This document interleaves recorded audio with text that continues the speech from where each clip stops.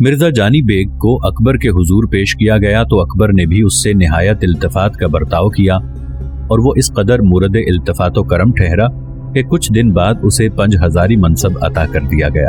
اس کے علاوہ جہانگیر کے بیٹے خسرو کی دامادی حیثیت سے نامزد کر دیا گیا تھا اور سوستان اور لاہوری بندر کے علاوہ اس کا تمام ملک اس کو جاگیر میں دے دیا گیا تھا۔ دولت خان لودھی کے نام فرمان بھیجا کہ 9 روز کا جشن منانے کے لیے سندھ سے بھی کچھ لوگوں کو اکبر کے پاس بھیجا جائے۔ اس طرح اکبر کے سالار خانان کے ہاتھوں سندھ فتح ہوا اور سندھ کو اکبر کی سلطنت میں شامل کرنے کی اکبر کی دیرینہ خواہش کی تکمیل بھی ہوئی۔ جن دنوں اکبر نے سندھ اور بلوچستان کو اپنی سلطنت کا حصہ بنانے کا ارادہ کیا تھا، ان دنوں اس نے لاہور کو اپنا مرکز حکومت بنا رکھا تھا۔ لاہور ہی میں اکبر کے قیام کے دوران اس کی سلطنت کے اندر 3 اہم واقعات نمودار ہوئے۔ پہلا واقعہ قندھار کی فتح کا تھا، جس سے مغلوں کی سلطنت مغرب میں دور تک پھیلتی چلی گئی۔ جہاں تک قندھار شہر کا تعلق تھا تو یہ شروع ہی سے تجارت اور حکومت کا مرکز رہا کرتا تھا۔ اسلامی تاریخ میں سب سے پہلے اس شہر کا ذکر 545 ہجری میں آتا ہے۔ اس کے بعد کے زمانے میں تیمور کے ہاتھوں قندھار کی فتح کا ذکر ملتا ہے۔ 15ویں صدی کے اختتام پر قندھار ایک شخص سلطان حسین کی سلطنت کا حصہ بنا۔ اسی زمانے میں قندھار کا نام پہلی بار سکوں پر مضروب ہوا۔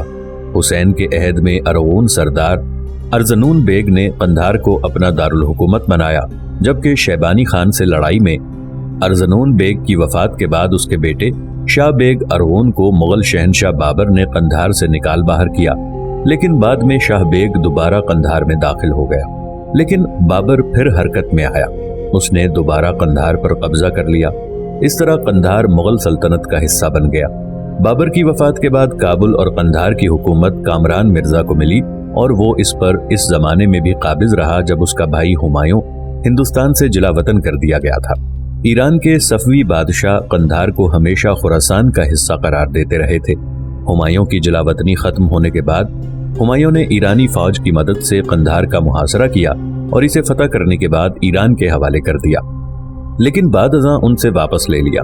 اکبر کے عہد کے ابتدائی ایام میں لگ بھگ 1552 عیسوی کے آس پاس ایران کا بادشاہ طہماسپ قندھار پر قبضہ کرنے میں کامیاب ہو گیا، لیکن لاہور میں قیام کے دوران اکبر نے ایک خاصا بڑا لشکر تیار کیا جس میں اس نے اپنے بڑے بڑے سالاروں کو رکھا اور اس لشکر کو اس نے قندھار پر حملہ آور ہونے کے لیے روانہ کیا۔ چنانچہ اکبر کے دور میں اس شہر کو فتح کر کے مغل سلطنت میں شامل کر لیا گیا تھا۔ دوسرا اہم واقعہ جو لاہور میں قیام کے دوران اکبر کو پیش آیا تھا وہ ایک رقاصہ اور کنیز کا جہانگیر سے محبت کا معاملہ تھا۔ محبت کے اس معاملے کو ڈرامہ اور فلم نویسوں نے انارکلی کا نام دے دیا، جبکہ تاریخ کے اوراق میں انارکلی کا کہیں کوئی ذکر نہیں ہے۔ ڈرامہ نویسوں اور فلم لکھنے والوں نے یہ داستان اپنے پاس سے گھڑ کر اس طرح سے فلم بینوں اور ڈرامے کے شوقین حضرات کی نگاہوں میں اپنا ایک مقام پیدا کرنے کی کوشش کی تھی۔ انارکلی کے بارے میں مختلف مورخین اپنی اپنی رائے رکھتے ہیں۔ تاریخ انارکلی سے متعلق بالکل خاموش ہے۔ اہم مورخوں نے بھی کہیں انارکلی کا ذکر نہیں کیا، تاہم انگریز اور ہندو مصنفوں نے انارکلی سے متعلق طرح طرح کی باتیں وابستہ کر کے ایک طرح سے مغل شہنشاہ اکبر کو بدنام کرنے کی کوشش کی ہے۔ پہلی بات یہ کہ انارکلی کا کوئی وجود ہی نہیں تھا۔ ہاں، نادرہ بیگم نام کی ایک کنیز اور رقاصہ ضرور تھی، جسے کچھ مورخین نے شرف النساء بیگم کے نام سے بھی یاد کیا ہے۔ چنانچہ یہ رقاصہ اور کنیز جب اکبر کے دربار میں پیش ہوئی تو جب اس نے پہلی بار وہاں رقص کیا تو اکبر کی رانی نے اس کا رقص دیکھ کر اسے انارکلی کا خطاب دیا، اور بعض کے مطابق خود شہنشاہ اکبر نے اسے انارکلی کا خطاب دیا تھا۔ انگریز اور ہندو مورخین نے اس واقعے کو بگاڑ کر ایک طرح سے مغلوں کے کردار کی نفی کرنے کی کوشش کی ہے۔ مشہور انگریز مورخ ولیم جلال الدین اکبر کے دور کے بعد ہندوستان آیا۔ اس نے اپنے طور پر انارکلی کے بارے میں تحقیق کی۔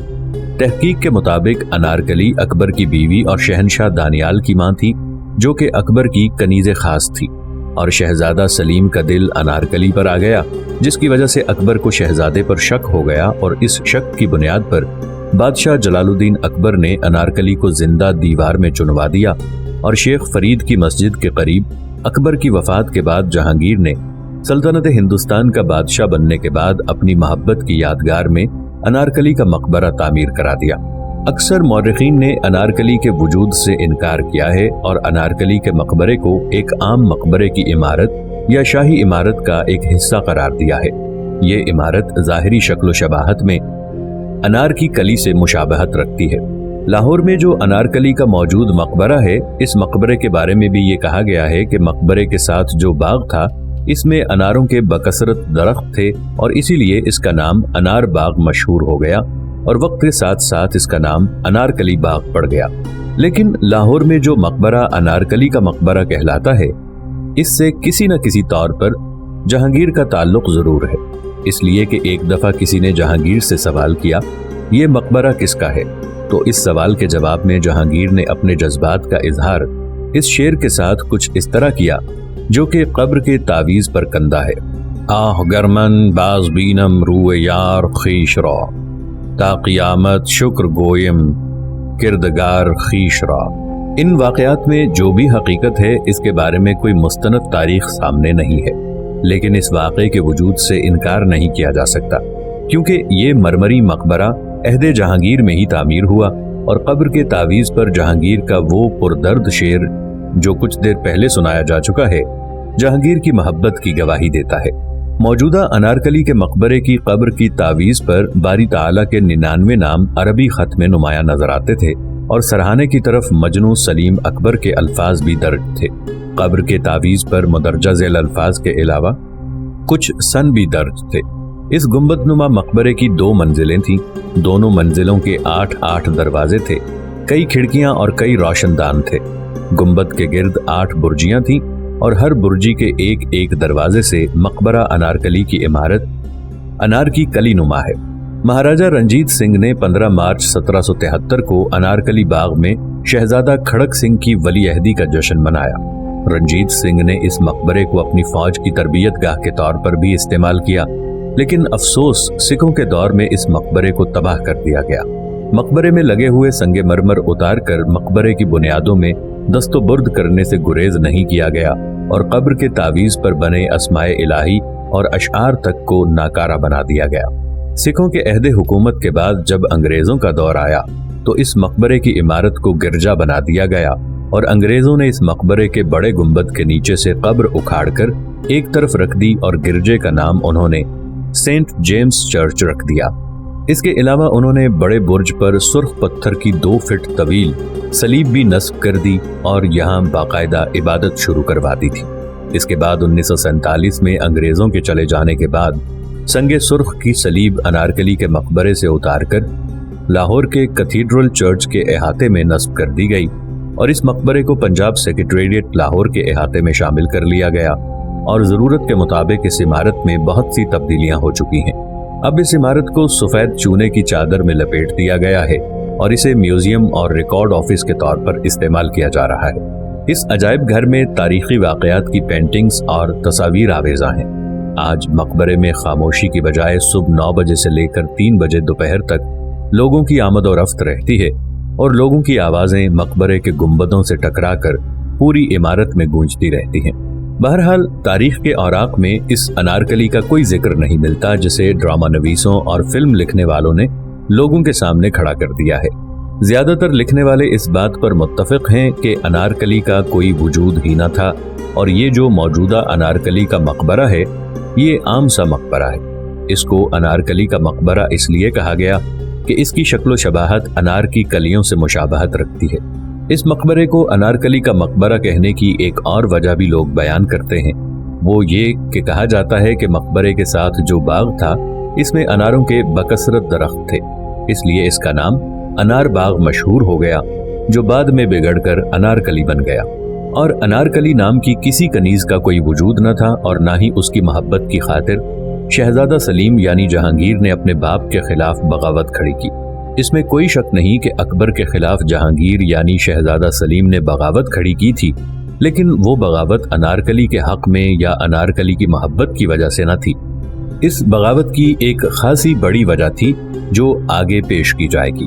تیسرا اہم کام جو اکبر کے لاہور میں قیام کے دوران پیش آیا وہ موجودہ شیخوپورہ میں ہرن مینار کی تعمیر کا تھا۔ ہرن مینار سے متعلق کہا جاتا ہے کہ اکبر کے بیٹے سلیم یعنی جہانگیر نے ایک خاصے بڑے قد کا ہرن پال رکھا تھا جس کا نام اس نے ہرن مستراج رکھا ہوا تھا۔ जहांगीर के एक खास मुसव्विर मलहूर ने इस हिरन की एक तस्वीर इस तरह बनाई थी कि जहांगीर हिरन की रस्सी यानी डोरी को पकड़े हुए उसके साथ मानूस घूम रहा था। जब ये हिरन मरा तो जहांगीर को बड़ा कुल्क हुआ। उसकी याद में उसने एक यादगार मौजूदा शेखुपुरा में बनवाई और इस पर एक मीनार बनवाया था जो हिरन मीनार के नाम से आज भी मशहूर है। इस हिरन की कब्र पर एक कतबा मरमरी सिल पर मोहम्मद हुसैन जर्री की कलम से नस्तालीक तर्ज में कंदा करा के नस्ब किया गया। पर अफसोस कि मरमरी सिल वहां मौजूद नहीं, लेकिन वहां की दीगर यादगारें इस हिरन की याद को ताज़ा करती नजर आती हैं। अकबर के अपने लाओ लश्कर के साथ लाहौर की तरफ आने से पहले आदिल खान लश्कर के एक हिस्से के साथ बंगाल में मुकीम था। यहाँ तक कि अकबर ने एक खासा बड़ा लश्कर तैयार किया और आदिल खान को भी उस लश्कर में शामिल किया गया और एक जर्रार लश्कर की मुहिम कंधार की तरफ रवाना की गई थी। इस लश्कर ने कंधार पर हमलावर होकर कंधार को ईरानियों से छीनकर मुगल सल्तनत में शामिल किया था।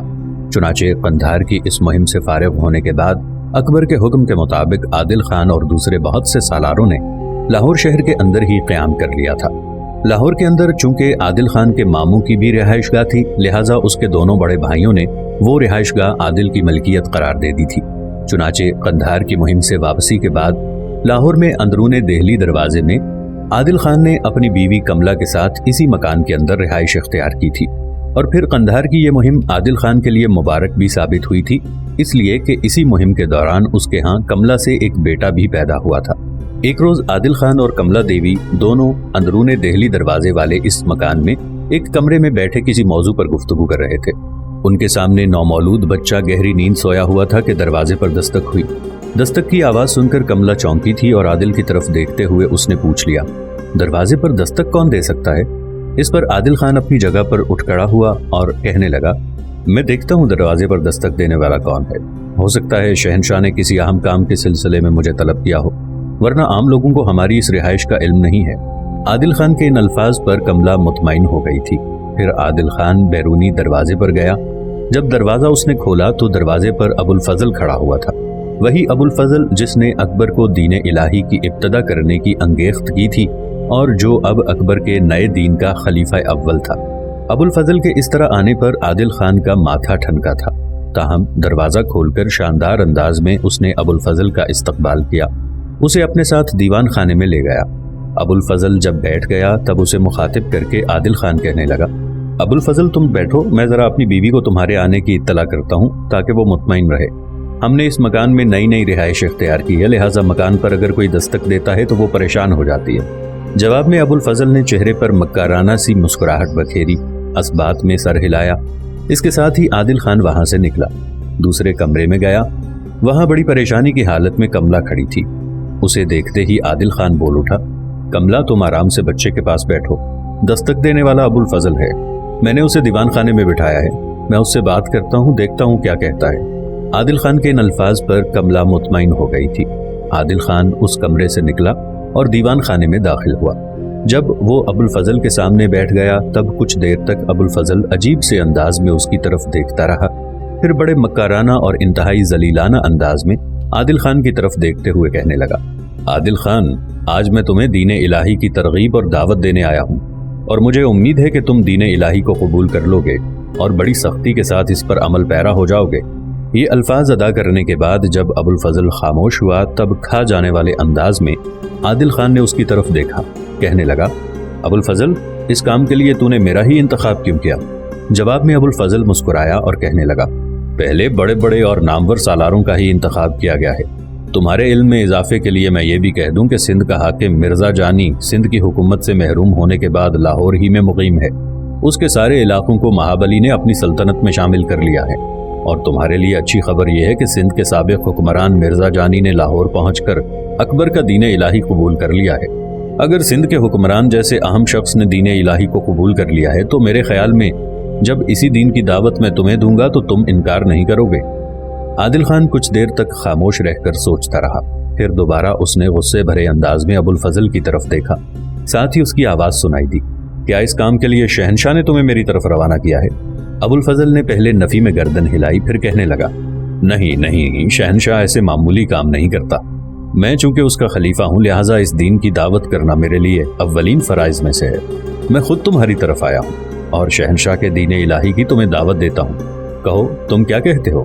ابو الفضل جب خاموش ہوا تب کچھ دیر تک عادل خان گہری سوچوں میں ڈوبا رہا، اپنی گردن سیدھی کی اور اس کے بعد اس نے ابو الفضل کی طرف دیکھتے ہوئے کہنا شروع کیا، ابو الفضل، تمہارے ماں باپ، تمہارے بھائیوں جیسے لوگوں نے مذہب کو ٹھٹھا اور مذاق بنا کر رکھ دیا ہے۔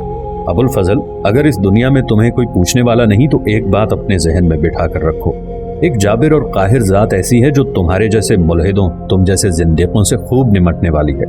ابو الفضل، تم نے، تمہارے باپ اور تمہارے بھائی نے شہنشاہ کو نیا دین جاری کرنے کے لیے انگیخت کیا۔ پہلے مجھے یہ بتاؤ کہ اسلام کے اندر تمہیں کیا کمی دکھائی دی جس کی بنا پر تم لوگوں نے نئے دین کی ابتدا کر دی؟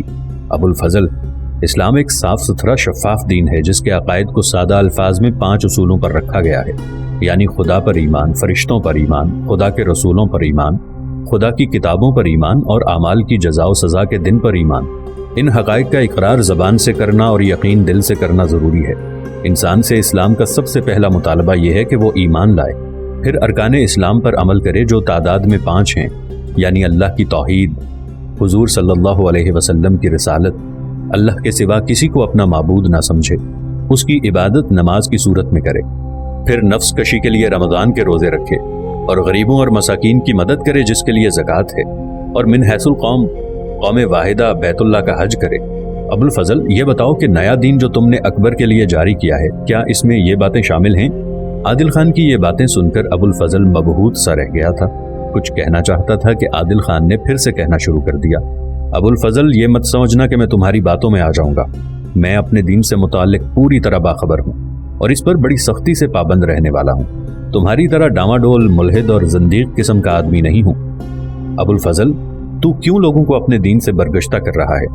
ظالم، اس دین جیسا دین تو تجھے دنیا کے کسی کونے میں نہیں ملے گا۔ اسلام تجھ سے یہ مطالبہ کرتا ہے کہ تو اس امر کی شہادت دے کہ اللہ کے سوا کوئی معبود نہیں اور محمد صلی اللہ علیہ وآلہ وسلم اللہ کے رسول ہیں، اور یہ کہ نماز قائم کرے اور زکوٰۃ دے، اور یہ کہ رمضان کے روزے رکھے، اور یہ کہ اگر استطاعت ہو تو بیت اللہ کا حج کرے۔ اور پھر اسلام کے اندر تو ایمان کی وضاحت کر دی گئی ہے، وہ بھی کمال کی وضاحت ہے، یعنی ایمان یہ ہے کہ اللہ پر اور اس کے فرشتوں پر اور اس کی کتابوں پر، اس کے رسولوں پر، آخرت پر ایمان لائے۔ ابو الفضل، اسلام کی اشاعت اور تبلیغ کا فرض صرف حضور صلی اللہ علیہ وآلہ وسلم کے ذمے نہیں کیا گیا، بلکہ آپ کو آخری نبی کہہ کر یہ فرض پوری امت مسلمہ کو سونپ دیا گیا تھا۔ چنانچہ حضور صلی اللہ علیہ وآلہ وسلم کے بعد تبلیغ دین کی کوششیں اب بھی جاری ہیں۔ قرآن مقدس نے تبلیغ دین کے سلسلے میں واضح طور پر ہدایت کر دی تھی کہ اللہ کی راہ میں دعوت عقل و حکمت، موعظہ حسنہ اور بہتر طریقے سے بحث کے ذریعے دو۔ ابو الفضل، تم لوگ بڑے بھٹکے ہوئے اور ملحد قسم کے لوگ ہو، جس سے مخالفت رکھتے ہو اسے اس دین کی دعوت دیتے ہو، جب وہ یہ دین الہی قبول نہیں کرتا تو اکبر سے اس کے لیے سزا تجویز کرواتے ہو۔ ظالم کے بچے، اسلام میں تو مذہب قبول کرنے کے بارے میں کسی قسم کا جبر ہے ہی نہیں، اور واضح طور پر کہا گیا ہے کہ دین کے معاملے میں جبر نہیں ہے، دین میں کوئی زبردستی نہیں ہے۔ یہی وجہ ہے کہ حق کی حمایت میں تلوار اٹھانے کا حکم دیا گیا ہے اور اسے جہاد فی سبیل اللہ کہا گیا ہے، مگر اس سے یہ نتیجہ نہیں نکلتا کہ جہاد کا مقصد لوگوں میں تلوار کے ذریعے اسلام کو لانا ہے۔ ابو الفضل، اسلام میں مذہب کسی خاص طبقے یا فرقے کی اجارہ داری نہیں ہے، چونکہ تبلیغ اسلام کی تلقین ہر مسلمان کو کی گئی ہے، اس لیے مسلمان جہاں کہیں بھی گئے تبلیغ کا کام کرتے رہے۔ علماء، فقراء اور صوفیوں کا تو یہی کام تبلیغ دین تھا۔ تاجر اور سیاحوں کے علاوہ عام مسلمان بھی اس فریضے کو ادا کرتے رہے ہیں۔ دین اسلام کی اشاعت سے نہ صرف یہ کہ دنیا میں مسلمانوں کی تعداد بڑھی، بلکہ دیگر مذاہب پر بھی اس کا اثر پڑا اور ان میں اصلاحی طریقوں نے جنم لیا۔ یہاں تک کہنے کے بعد عادل خان رکا، پھر دوبارہ وہ پہلے سے زیادہ سخت لہجے میں ابو الفضل کو مخاطب کر کے کہہ رہا تھا، ابو الفضل، لوگوں کے سامنے دین الہی کو پیش کرنے کا جو طریقہ تم نے اور تمہارے حواریوں نے اختیار کر رکھا ہے وہ نہایت پست اور قابل مذمت ہے۔ کیا دین کی تبلیغ اس طرح جبر اور سختی سے کی جاتی ہے جس طرح تم کر رہے ہو؟ ذرا اسلام کا مطالعہ کرو۔ اسلام کو پیش کرنے کا طریقہ چونکہ عقلی اور فطری ہے، اور اس بات کا حکم دیا گیا ہے کہ عقلی دلائل ہی کے ذریعے اسلام کو لوگوں کے سامنے پیش کیا جائے۔ اسلام کی وسیع اشاعت کا سبب بھی عقلی دعوت ہے، اس کا اثر علمی اور فکری دنیا پر بھی ہوا۔ ابو الفضل، دین کے معاملے میں مجھے کورا مت خیال کرنا، میں دین کی تفصیل سے بھی اچھی طرح آگاہ ہوں، اور تم پر یہ بھی واضح کر دوں کہ کبھی یونانیوں نے کائنات کے بارے میں غور و فکر کی بنیاد استدلال کو بنا رکھا تھا، جبکہ قرآن مقدس میں بار بار مشاہدہ، تدبر اور تجربے پر زور دے کر تجربی تحریک کو ابھارا، جس نے آگے چل کر جدید سائنس کو جنم دیا۔